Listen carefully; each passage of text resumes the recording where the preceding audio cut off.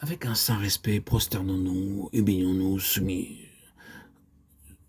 soumettons-nous au Seigneur, adorons et recevons cette grâce insigne qu'est son esprit. Si nous voulons posséder pleinement ce que nous promet notre Seigneur, souvenons-nous que par l'Esprit, c'est Dieu lui-même qui vient habiter en nous. Partout où Dieu habite, il se cache. Dans la nature, Dieu se cache. Aussi, la plupart ne savent pas discerner là sa présence. Quand Dieu visitait les saints hommes des temps passés, il se cachait souvent sous quelques imperfections humaines. Si bien que ce n'était que longtemps après son départ qu'on pouvait s'écrier « Certainement l'Éternel est en ce lieu-ci, et je n'en savais rien ». Genèse 28, 16. Quand Jésus est venu nous révéler la présence de Dieu, il est monté comme un rejeton qui sort d'une terre sèche. Il n'avait ni beauté, ni éclat. Ésaïe 53, 2.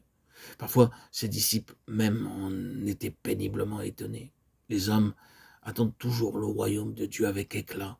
Ils ne savent pas qu'il s'enveloppe de mystère. Aussi, pour recevoir en nous la puissance de Dieu, commençons par bien comprendre qu'elle ne peut habiter que chez ceux qui ont renoncé à eux-mêmes.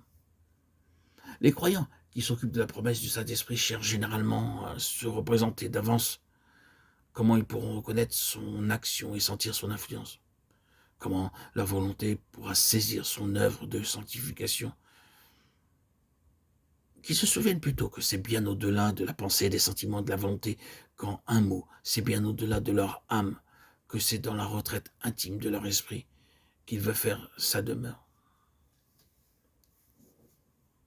C'est donc avant tout par la foi qu'il faut saisir la présence du Saint-Esprit. Lors même que je n'aurai pas la moindre preuve de son action, je dois croire avec respect qu'il demeure en moi. Avec foi, je dois compter sur ses effets et les attendre dans le recueillement. Avec foi aussi, je dois renoncer entièrement à toute sagesse, à toute force propre, renoncer complètement à moi-même pour le laisser agir en maître. Peut-être les premiers indices de sa présence seront-ils si peu sensibles qu'à peine pourrais-je savoir qu'il est là. Peut-être ne parlera-t-il d'abord que par la voix de ma conscience ou en me rappelant quelques vérités bibliques. N'importe. C'est alors que je devrais saisir avec foi et tenir ferme la promesse du Maître, le don du Père, et croire que réellement l'Esprit habite en moi,